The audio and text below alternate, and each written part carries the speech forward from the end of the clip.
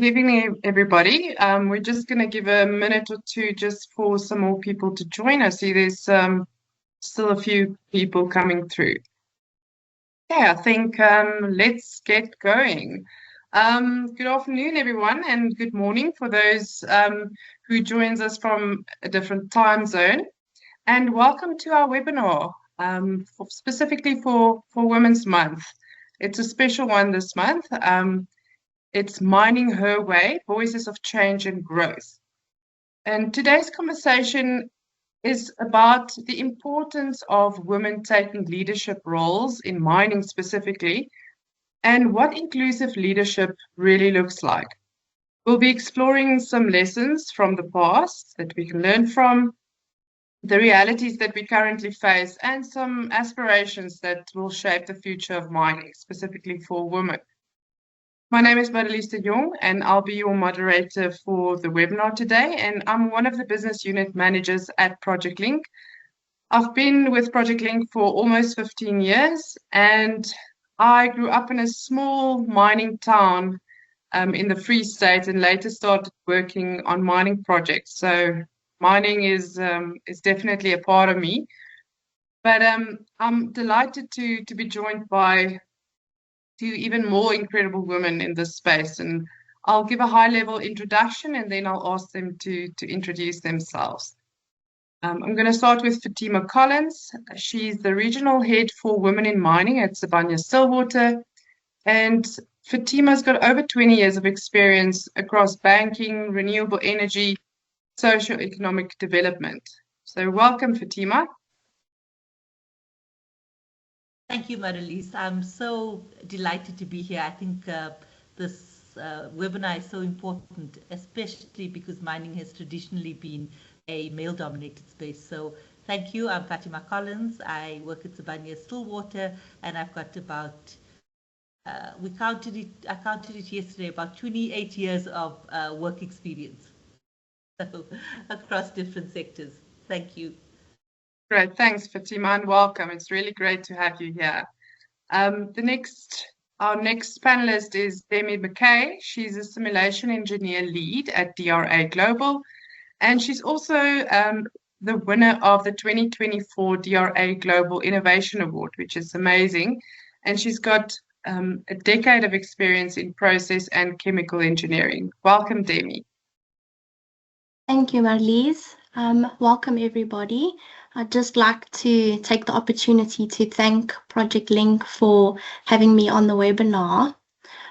So, as mentioned before, I've had over 10 years of experience in the mining industry, but I've also worked in the process, the hydromet processing, oil and gas. I've done a bit of refining work as well, and I have exposure in some of the equipment manufacturing as well.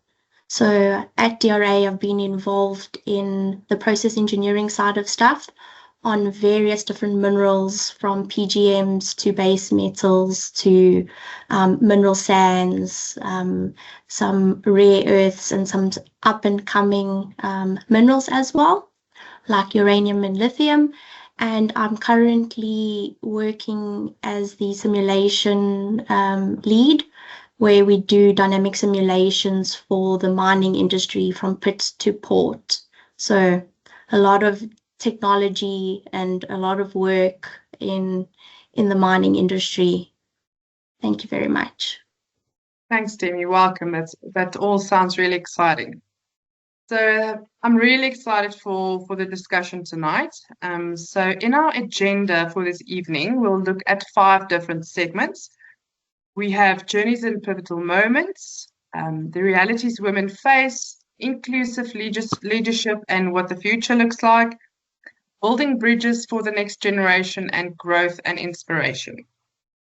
We've also enabled the Q&A for this webinar. So at any point during the webinar, if you've got a specific question or a comment, you're welcome to post it in the Q&A section, and we'll address all the questions as soon as we're done at the end.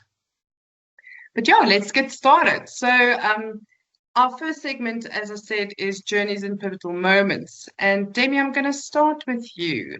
Looking at your career path, what first drew you into mining and what has kept you here despite all the challenges? Thank you. So I've had a long line of family in the engineering industry.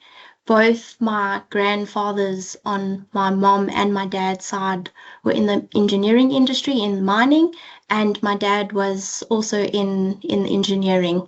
And from a very early age, I grew up listening to his technical problems and asking him what he's busy with. And that inspired me to just sort of get thinking about what's up and coming in the world, and to be familiar with engineering and solving problems and sort of looking for what where money lies as well, um, and how to contribute to making the world a better place. In terms of how I've stayed despite some of the challenges, it's at times been quite difficult.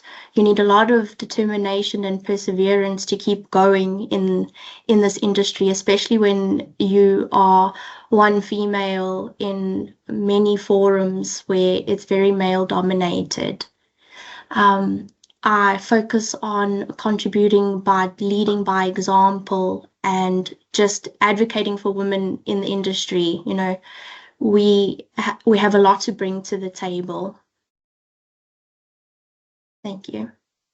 Thanks, Demi. Yeah, that's exactly why we have you here tonight. It sounds that you've got a lot to share, and we're excited about that. Fatima, you had a very diverse career, and you spoke about the 28 years of working experience, but not all of that is in mining. Tell us a bit more about how you ended up in mining. Sure. So Marelize, when I finished high school, it was still, we were on the cusp of apartheid in New South Africa, and the choices were very limited, and our exposure was limited. If you remember, we all lived in different communities, and so I started my career as a microbiologist, and I worked here and overseas as a microbiologist, and then I did some work in NGOs, and then I studied for a bit and changed careers numerous times. I worked as a corporate banker as well, and I traveled the globe with different careers, and eventually, about 16 years ago, I got into socioeconomic development, and therein I found my passion. And through that, I worked as a consultant in the mining industry around SLPs, social and labor plans, corporate social investment, and yeah, eventually landed up at Sibanye. So I have to say it's been great working in different industries, learning the similarities and the differences. But more than that, I think for me it was about finding what I love, so that I'd want to come to work every day. And I think 16 years ago I finally found that. So it's been amazing.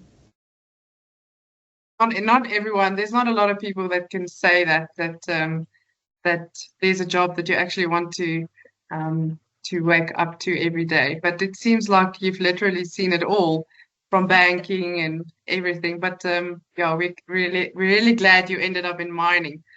So with all those career breaks or changes in careers, I'm sure there was a lot of growth and reflection. How did those pauses or changes shape your leadership and the way you define success? So, it just made me understand myself and people better, because sometimes you get into a job and you just carry on doing it because you don't have a moment to reflect on what brings you joy, or what ignites your passion. So I'm very grateful to have had the time to reflect. But I also think that as Gen X's, Marelize, you and I, probably from the same generation, we were taught that we need to come into the working place and work till retirement. Don't have gaps in your CVs, don't job jump, don't career jump. It's given me now a better understanding on how to lead the next generation, because the generations after us, the millennials, the Gen Zs, they don't really, they're not taught what we were taught, that you have to stick and they should. So now when I see people with breaks in their careers, or a lot of businesses are siloed, you know, and if you come in at a certain point, you can only study in that discipline to move up. And when I see people that want to move across disciplines, I have a better understanding for that. And especially for mothers, you know, I work in women in mining. So when I look at somebody's career path and they've got big chunks and they've taken time off to be with their children, you know, and rather than being persecuted for that, as was the old capitalist system, there's more compassion in understanding why we need to break, what's important. It's allowed me to define success my way. The Gen X blueprint, capitalism blueprint of success was money, consumerism, high position. We wore busyness as a badge. You know, the busier you are, the more important you are, the more successful you are. More So successful. yeah, so it helped me when I took that time off to understand what success means for me. And so now approach when I approach people as a leader, I have compassion for what success means for them. You know, the blueprint is changing, and it's easier to manage people. And Demi, I think, you know, I think the fact that from a young age you were able to talk to your dad about these things already talks to how your mindset was different growing up in a home where your dad encouraged girl children to get into the STEM areas. So yeah, I think that was also a key takeaway for me from what you said. It's exactly that. And that's what I actually wanted to ask you, Demi. So, what was the moment growing up where you actually realized that you can bring your whole life into this type of work? Yeah. So I think from a very early age, I was encouraged to be quite creative within the family. Both my mom and dad are very creative people, but also have a lot of technical expertise in both of their industries. And I think that was instilled within me growing up. And I think when choosing a career path, I really struggled to choose one that would fit both of that creative side that I was looking forward to, as well as the technical expertise or the logical the logic and reasoning side of things. And I did aptitude tests, and they showed that, you know, engineering was a good fit for me, which obviously made my parents very proud. But it was also, you know, speaking to family friends, they often encouraged me to pursue engineering, and with a view that being creative adds to your value. You don't have to choose one option or another. You can do everything that you want within your chosen field. You just have to carve a way that speaks to you and that aligns with your values. You know, I creatively want to help solve some of the world's problems, you know, get involved in optimizing systems and ensuring that there is no risk involved, and that, you know, we've factored in everything to make sure that there's a viable solution at the end of the day. So I think the key thing is, you know, you have to carve what works out for you. You carve your path forward. Yeah, well, that's amazing. So that's what they call technical excellence and creativity.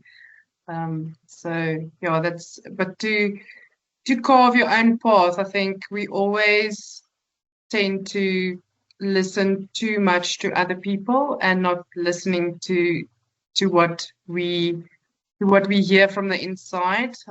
So yeah, to follow your own path and to um, because you are actually the person that needs to walk that path. So yeah, that's great. But let's talk about the challenges and some of the realities that we have to face. So, and I think you mentioned it earlier, Fatima. Mining has historically been a male-dominant industry, and it's very demanding. We all know about the challenges, career development, that's those silos, unconscious bias, challenges related to physical capability or the perception thereof, the gender-based violence, and from experience being a woman going underground in a cage full of men where you're the only woman, it's quite intimidating, but you just have to push through. But yeah, every woman has a story. So Demi, maybe for you, where has the industry made real progress for women, and where do you still see some gaps? So I think one of the important things that I'm seeing that's sort of coming to light is the fact that there is a lot more awareness that around the gender inequality within the workplace. There's over the last couple of decades, there's definitely been a drive for more women in the workplace and women in sort of more technical positions, especially in the mining industry. So that for me, that awareness is definitely a big change that I've seen. We've also seen that, a lot of the companies have now adopted training, and there's a lot more policies and standards that are being implemented.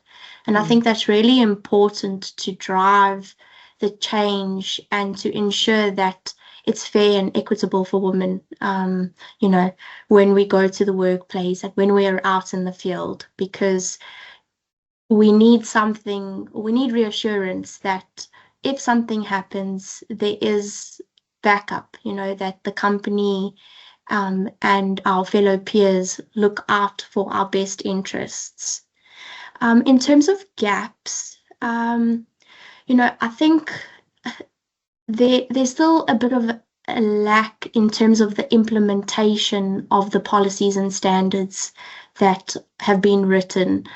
I find that there's a lot of talk about the things we need to sort of drive the change more. There was times in my career where I really struggled, being a young female, in a very male-dominated industry, and continuously being undermined and having microaggressions, all the time. It's tiring, and you can feel burnt out after some time. You feel like you always have to have your guard up. And I think what's needed is for us to stand together and to sort of make sure that our voices are heard. We bring awareness to these topics and issues. And, forums like this are very important for us. Agreed. Fatima, what has your experience been like? So, I feel like while I'm not underground, I'm at the coalface because I have to be there to ensure that women are included in the mining industry. And it's exactly what Demi said, we've got the policies, we've got the procedures, but it's far more than that. It's a mind shift change. It's this unconscious bias you spoke about. It's getting people to actually walk the talk, and that involves integrity from our leadership that puts these policies forward. It takes integrity in changing the culture that you want to bring about. Also, the difference. I think sometimes people forget that there's a huge difference between harassment in an office environment compared to harassment underground. It's a life and death sort of difference between the two, because people are so much more vulnerable in dark, closed, isolated spaces than they are in the open. So while there's been great strides made, like the company I work for has a dedicated person looking after the interests of women, and we look at Amazing. stuff from policies to technology to um, just gender-based violence, cultural changes, addressing unconscious bias. But until we get the implementation right, we are still a long way away. Also, we need to increase representation because, like Demi said, the more of us there are, the more we can work on those mindsets and create the momentum we need. Power in masses. Yeah. Yes. So, Fatima, have you faced any barriers, well, personally and professionally? And if you did, how did you navigate them? So, I think professionally there's barriers that we, or personally there's barriers that we all face as women, and that's the imposter syndrome. I think every woman needs to convince herself that she can do something, and when we look at our male counterparts, they'll try it and then get better at it, but we want to perfect everything and then give it a shot, and it's an age old thing. And I think for imposter syndrome, that was probably my biggest personal challenge. Ken and Demi, I'm sure you've felt the same. Most definitely, yes. I think it's a standing common theme among all women, and I think men don't understand it, because it comes naturally to them, that inner confidence. Yeah. Yeah, it's just the way, it's just the way the world's been set up for them. So that, and then professionally, I've had issues of harassment myself, and I've had issues of uh, as a young woman in the working space, just not understanding, is that harassment? Am I being too sensitive? And those challenges, and also not being able to read the room. So you go in naively and you don't understand the power dynamic, the gender dynamic, and that's been quite difficult. And also, in my naivety, just believing, oh, these are the policies and procedures. Okay, we're going to follow it. Everyone's equal, and so that was unfortunate that we're still playing those games in the workspace, and so yeah, professionally in my career, those were some things that I needed to navigate, and I think mentors are really important. Women that have walked the path and that can look out for you and say that's not quite right, or yes, you are capable of doing this, and doing the inner work. So that's helped both personally and professionally. There is quite a lot of, well, maybe more in recent years, a lot of support from men also in the industry. So I think that really helps to actually have that male counterpart support I in think the so. industry. Agreed. Yeah, and But especially in a male-dominated industry, we need our men. definitely, yeah, we need those allies, definitely. Demi, you're a younger leader. What challenges have most been unexpected for you? And how were you able to work around them? Yeah. I think I've gotten used to, I suppose, as I am still quite young, and I think I look younger than I am. I often get mistaken for somebody at a lower level than what I am, and I often get undermined for my ability and capability to do the work. And I think it comes naturally because it's an ingrained bias within the system for both men and women.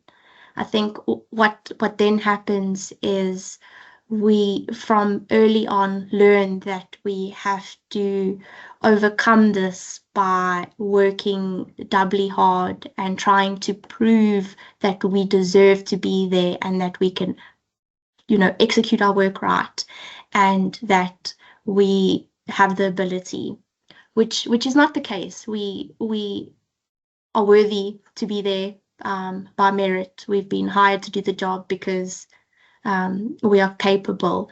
And I think it's to learn to just seek the confidence and to speak back and to speak up for yourself, and say, no, Definitely. I deserve to be, this is my team. We can work hard together and we can achieve what's required to get the work done. That confidence is very important. I think that that confidence comes with age. I think sometimes the younger, well, if I think about myself in the mining industry, I never had the confidence to speak up, but the older I get, the more confident I get to actually speak up. So I think that's a lesson that what some of the younger women in the industry or in any industry for that matter can learn. It's just to get that confidence to speak up. Totally agree with you there. Fatima, maybe a question for you. So mining is high pressure, a lot going on. It's very complex. But from your experience, what does inclusive leadership look like for you? So inclusive leadership, on paper, inclusive leadership means policies and procedures to include everyone, where everybody feels welcomed and valued. That's ideally what you want. You come to work, everybody's treated equally, and we might have it on paper that there's pay parity, but if you ask me in a line, I'll say inclusive leadership is depends on the integrity of our leaders that actually put these policies in place, because at the end of it, we need to ensure that everybody's psychologically safe and trusts the system.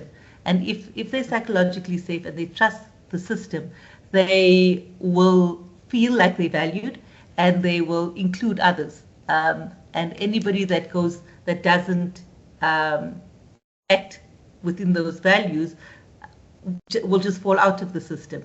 So I think inclusive leadership really, really talks to the integrity of the leaders and the ability to create safe working spaces and psychologically safe working spaces. Awesome. Talking about inclusive leadership, let's look a bit to what the future holds.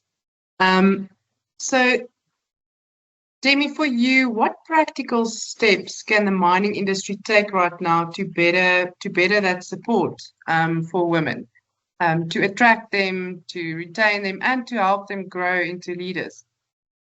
Yeah, I think one of the most distinguishable features is for women to make sure that they go into a workplace that supports this environment, that there's upliftment of women in engineering. Who you work for, and the policies and procedures that they develop really speak to your growth and development in that industry. They provide you the backdrop for you to thrive. If there is any issues, you should be able to go to your HR and bring up issues of harassment or, speaking up about inequality of sorts, or if you feel like there's something that's on your heart that you need to bring up. You need to connect to women in the industry, both within your company and in different circles all around the world. We've got a lot to say and we've got a lot to learn from each other. I think one of the other factors that you should look at is you need to advocate for your neighbor, for all females in the industry. If you see somebody putting a fellow colleague down, stand up for them, whether it's a female or a male. Include people that are naturally more shy and not as confident in the system. Training and awareness is very important. It's crucial. There's a lot of gender bias. We need to know about what are our biases. You have to look at the psychology of what men and what women bring to the table. so that you can create an environment that's collaborative and helps you to thrive, to get the job done. And there's a lot of forums out there. You have to get involved. And I think advocate for women in STEM in general. Definitely. Is that environment what inclusive leadership is for you, or what it looks like for you? Yes, yeah. So I think in terms of, the words collaboration and communication and negotiation, that all driving towards a common goal is, what inclusive leadership should look at. Fatima, what would you say? How do we start building inclusive leadership today for the future? So firstly, we need to see what culture we want, and that culture really needs to be one of safety and trust. Yeah. And if we're already in a system where there's no trust, then we break it down and we start over, and the accountability needs to be at leadership level. So that we can have transparent processes and that we can have transparent. A lot of women feel like the hiring, the firing, the promotion is not transparent. The job trajectory is not transparent. There's no to build trust, we need to be transparent in those processes. We need to say what we say. We need to do what we do, and it starts and ends with leadership accountability at every level. So leadership at a minor level, leadership at a boardroom level, leadership. And I'd say if we do that, if we build trust in our systems, we'll create more inclusive, and we will become more inclusive leaders because people will trust us. Definitely, trust is so important. Really, all over, personal and professional, and trust is really important.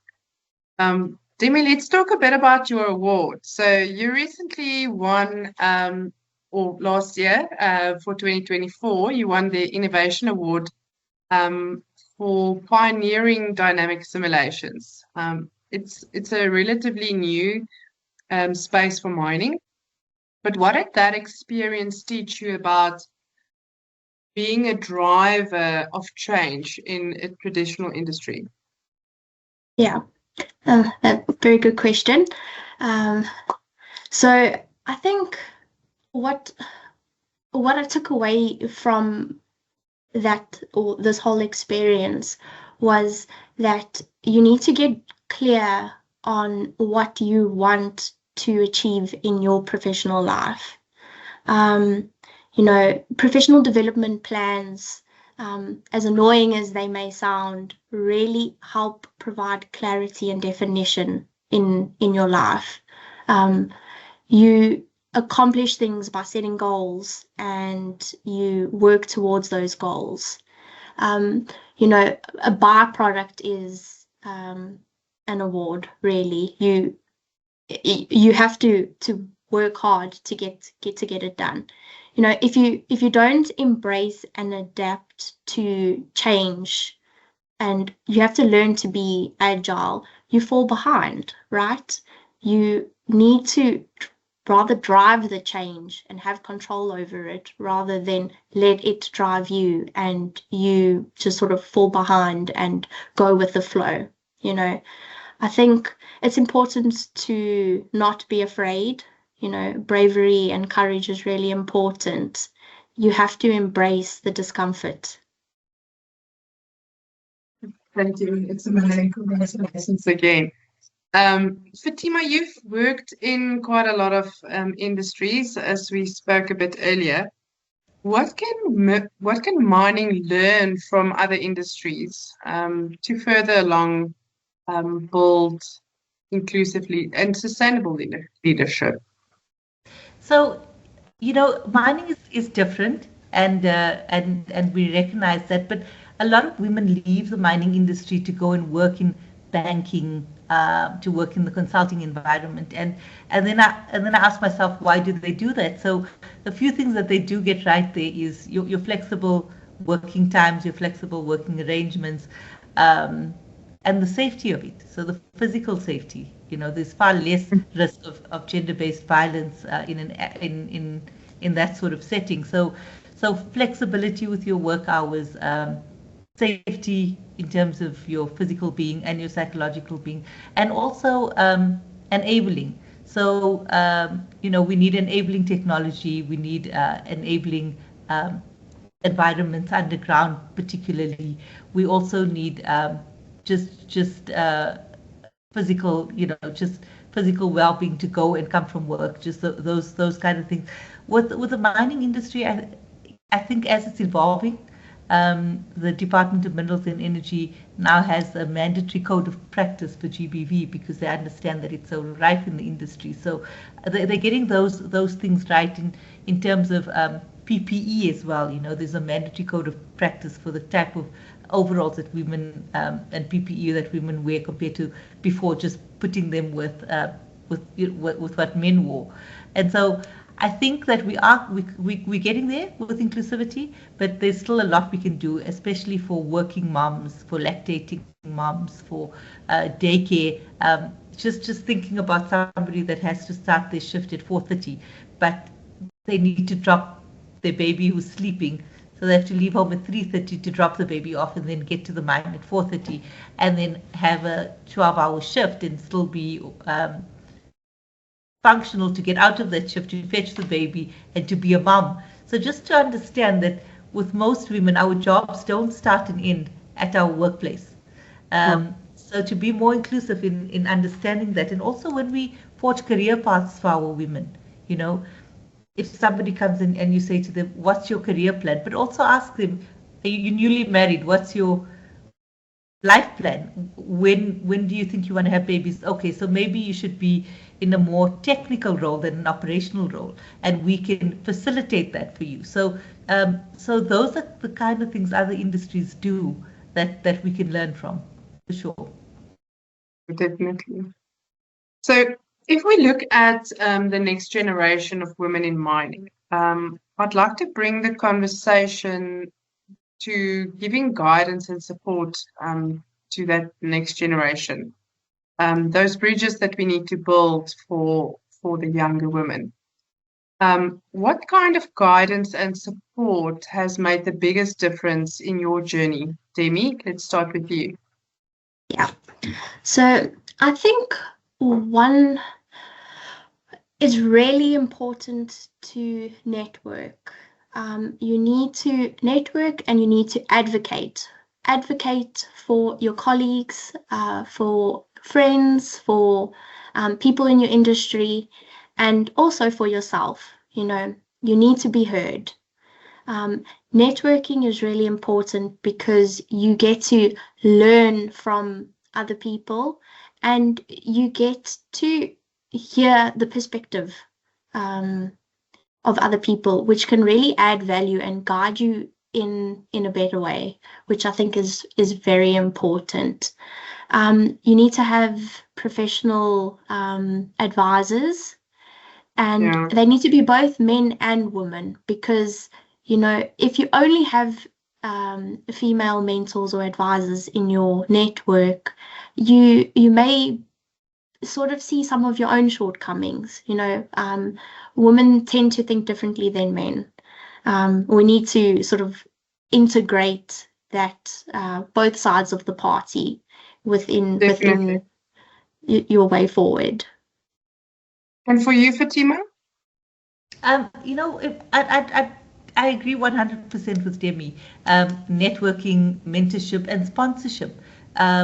Your name must be said in the right places.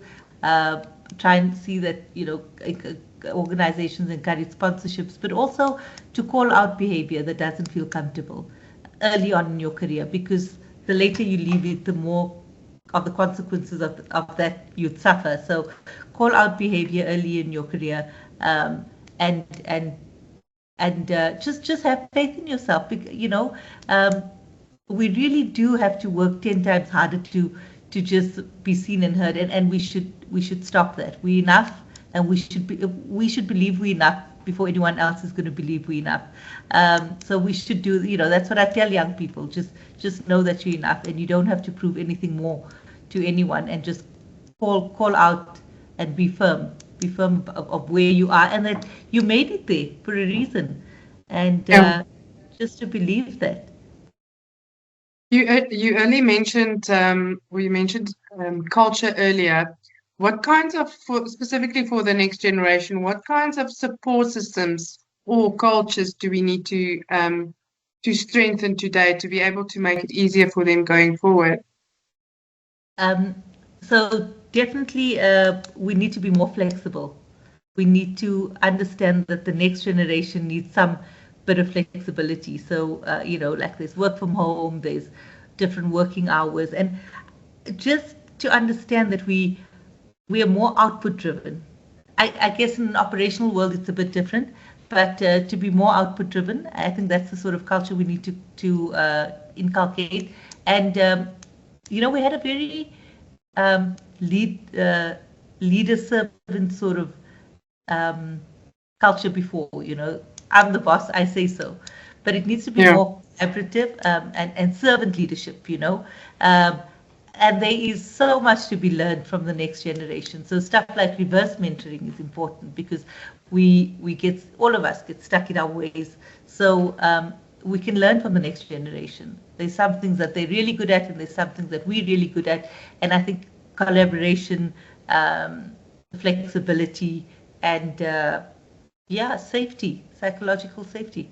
I think the next generation is a bit more fragile, so we need to take that into account as well. Definitely. So if we look at a bit of motivation for the next generation, if you imagine a young woman starting her first job in the mining industry on a mine site, what's the one thing that you would want her to know, and one thing that you would want her to feel? Fatima, let's start with you. So I want to know that she's enough, and what I wanted to feel is that, we tell her the same things that we tell our boy children. That's what I want. I don't want to tell her that don't go to the bathroom alone in an isolated area, because we don't tell our boys that. I don't want to tell her that if you get pregnant too soon, they're going to think you're not serious about your job. I don't want to tell her that. I want it to be an environment where we tell our girls and boys the same thing, that there's equal safety for any gender, that when there's that she must, we don't, if there's a big gap because you took off the child, you're going to be discriminated against. I don't want to tell her that, because we don't tell our boys that, So that's what I'd like in an ideal world, to tell them the same things, and for them to be equally safe and secure, and for her to know that she's enough. Okay. Demi, what would you say to that young woman? Yeah, I would tell her that she doesn't need to prove that she deserves a spot in the field or office. Your expertise and you are valuable to the company and to the industry. You have to work hard and remember to stay true to your priorities and your values. You need to focus on what's important to you. Burning out yourself costs you more than you think. It takes very long to recover from that. But, trying to prove that you are worthy. I think I would tell that person that she needs to be brave and to learn to look within, confidence, speaking up for yourself, and also development comes from within first, and you can then sort of project that outwards towards other people. And Marelize, and also that as a woman, there's so many studies that show that diverse workplaces function better. Diverse boards function better. Profitability improves when you have diversity. So when you come into the workplace, be the woman that you are, because if you're going to mimic a man, then we just employ more men. But your uniqueness is actually an asset. So you don't have to become like someone else, because your uniqueness is going to bring that diversity that we need in order to thrive. Yes. Have a mentor in the industry. I think it's so important to have someone to look up to, and I think you said it earlier, Demi. It can be a male or a female. So I think to have someone to look up to and to support you through your journey is so important. In terms of that mentor, what has most influenced you guys in terms of growth? Was it a mentor? Was it a book? Was it a piece of advice that was given to you? What has most influenced you? So, Demi, let's start with you. Okay, yeah. So I think for me, from an early age, wanted to always research and seek media to almost validate what I was feeling, and to see where I could grow more. I think growth is sort of a driver for change. And there's a lot of media that I consume on the regular. And I think what we should do is you should tell everyone to read books from inspirational female and male characters. People like Sheryl Sandberg, Michelle Obama, Ariana Huffington, Melinda Gates, Brene Brown, Simon Sinek, Stephen Bartlett, Andrew Huberman. These are people that are inspirational, and they have important messages that we can learn and bring into our lives, and sort of learn to grow that way. Yeah, there's a few of those names I need to write down. And for you, Fatima? You know, Marelize, one of the things that my early career taught me was what it feels like not to love what you do. You know, to wake up in the morning and go to work and make good money and have enough time to be with your friends and family, because that's really important to me. But what it taught me was how it doesn't feel nice. So what that spurred me on to do was, like you said, look within, think about what makes you happy, read books, both fiction and non-fiction, and just see what is it that's going to bring that inner peace as such. And that was actually what pushed me to study more, to learn more, until I found that space. And I think it's a combination of personal and professional. But if you spend 8 hours of your day, in the least 8 hours, doing something, and that feels meaningless to you, or like arbitrary to you, it's going to affect who you are. So I think that was the biggest thing that pushed me, was what's resonating inside. To do something every single day for majority of your day, and you don't love it, it's not a healthy path to be on. Thank you so much, ladies. So as we close, I've got one final question for you guys. I want you to complete the sentence, what mining her way means for you. So I think now is also maybe a final chance to give some advice for the women out there, if it's young women or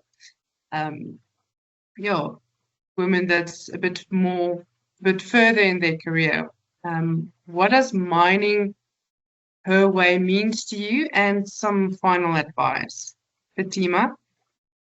For me, mining her way means to be recognized and acknowledged for my uniqueness and my capabilities. So that's it, just I don't have to work harder, I don't have to believe that I'm not enough, etc. Just recognize me and acknowledge me for my capabilities and my uniqueness. And final advice is speak up, speak loudly. if you see injustice in your work environment, speak up. If you're feeling like something's not right, speak up. It's one thing not trusting the system, but the longer you stop trusting yourself to protect yourself, that impact is far worse on your psyche. You just if you stop being true to yourself and you stop trusting yourself, it's far more harm than losing trust in an organization. So yeah, that would be my final advice. Thank you so much, Fatima. Demi? So mining her way to me means that you have the courage to pursue all your goals while still remaining authentic to your values and beliefs. You know, there is space for you to be both technically exceptional, but also unapologetically yourself. You know, you can be both fierce and feminine. You can be intuitive and bold. You know, you can be brave and soft, all in one. You don't need to be one or the other. You don't need to be more masculine to do better. That's amazing. I love that. Thank you so much. Okay, so thank you so much, ladies, Demi and Fatima. This was really an honest and inspiring conversation. And I want to thank you for being here with us tonight and just sharing your experiences and what you've learned and giving the advice. And I want to thank you and also thank all the support from our female peers in the mining industry, but also the male mentors that we have in our career. Thank you for all the support. That really means a lot. I think it's important to have someone that you can look up to. If it's a male or a female, it's important to have that support. So I'm quickly gonna have a look in the Q&A section. I see we got quite a few questions. So there's someone that says, very well said, ladies, thanks for the wisdom. There's one question for Matadishu. How do we reach out to potential mentors or sponsors in the mining industry, specifically women leaders? Who would like to answer that question? Maybe I can start. Most mining companies have some sort of mentorship program, but I do understand that sometimes the informal mentorship works well. So I think if there's somebody that you think is exceptional, and that you feel that there's some sort of chemistry, like Demi said, the development's up to you. So maybe reach out and don't get disheartened if that person's not available.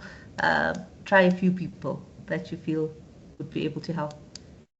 Yeah, I think nowadays with social media, you should reach out to people that you think may add value to you. Ask them a question directly. Don't ask them to be your mentor. Ask them for advice on a specific piece of information, because that's how they will get back to you. Right. Another question, what's a lesson from your journey that you think other women can immediately apply in their own careers?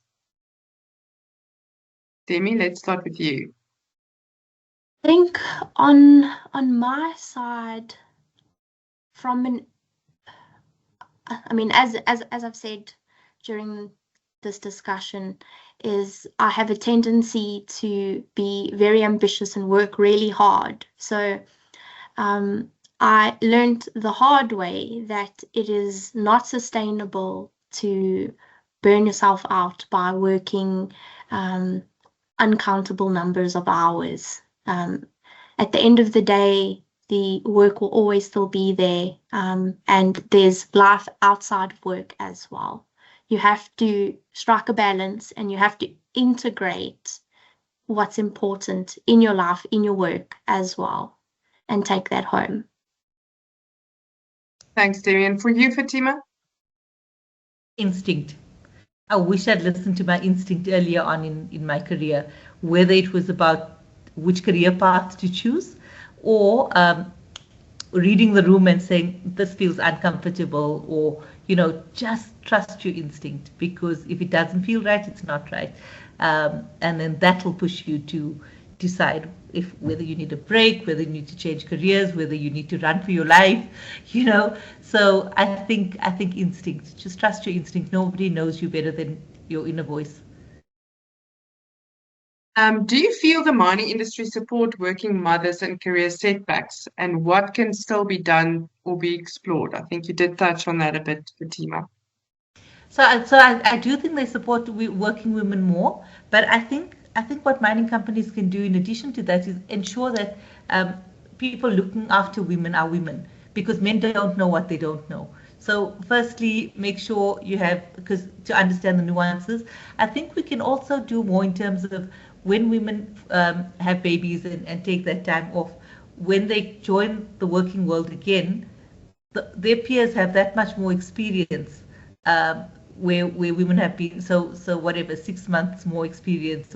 So fast track your women, whether it's through study programs, whether it's through targeted mentorship, or because if women stop having babies, we can forget about mining, right? So Yes. it is a contribution to the world and to the industry. So to acknowledge that and understand that for the time that they're away, what can we do to fast track them?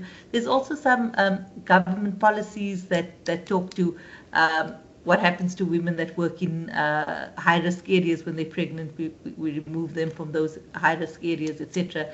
And for team dynamics, to just address the team dynamics, so nobody thinks that, oh God, we've got a woman coming on our team, what's going to happen when she has a baby? It's you should really be asking yourself, what's going to happen if women stop having babies? That's what you should ask yourself. And so just Exactly. a lot more education around stuff like that, and also for our women, family planning, so that people are not nervous about what's going to happen to their operations, etc. So I think those are a few things we can still do better. Yes, agreed. What specific policies or practices have you seen that really makes a difference for women and are realistic for companies to implement? Demi? Yeah, so I think in terms of sponsorship and mentorship programs, specifically within our companies, it adds the most value, especially to the younger women in the working world. Yeah. I think also stuff like obvious stuff like policies around PPE. Men have the one piece, women need two pieces, because when they go to the bathroom, whatever, it's easier. So those policies and procedures, make sure that that there's sufficient lighting in isolated areas, make sure that there's a buddy system if you work. So all of that should be in policy and procedures. Your individual development plans. How are we fast tracking women? Have sort of targets in place and say we want so much equal representation by a certain time, and to make sure that these non-negotiables are embedded into the accountability of leadership. So who's going to be accountable if we're still 100% male by 2030? Yes. And write that down and enforce it in a way that's practical, but also necessary. So it's not like you burdening the system. It's well thought out, it's practical, but it's documented. Yeah, I think also the hiring practices and cultural policies are also really important in ensuring an inclusive environment for everybody. Definitely. So just before I'm going to give you your last question, there's a comment here. Thank you, ladies, for sharing your experience. My advice to all females in the workplace: know your worth and stay true to your dreams and aspirations. Do not compromise yourself for success of others. I really like that. And then the last question, before we close, can you both share a pivotal moment in your career when you realized your voice carried impact? Let's start with you, Fatima. I think for all the advocacy work that I currently do, when somebody gets the promotion that they deserve, or when somebody gets the outcome of a disciplinary action that they deserve, or when somebody comes back and says your advice really changed the trajectory of my career. That's been far more impactful than any bonus or salary that I've ever gotten in my career. I can imagine. I can imagine. That's amazing. Demi, for you? For myself, it would be when I started with the dynamic simulation department, and we had started from an early implementation, receiving billable. It had become billable, and started getting more and more people asking for my opinion and advice. It felt like my voice was being heard, and I had a lot to contribute within the industry, and it sort of just skyrocketed from there. It just shows you that, just keep at it and you can make a change and add value. You're doing something right. Thank you so much, ladies. That is all that we have for you tonight, unless there's any final comments from you guys. Just a huge thank you to yourself and Demi for this platform. It's been great. Thank you so much, and thank you for joining us, and thanks for your advice. And as I said, thank you for sharing your careers and your experiences with us. And on behalf of Project Link, we really appreciate everyone joining us online, and we look forward to continuing the conversation. Have a great evening. We'll see you again. Thank you, everybody. Thank Bye-bye. you.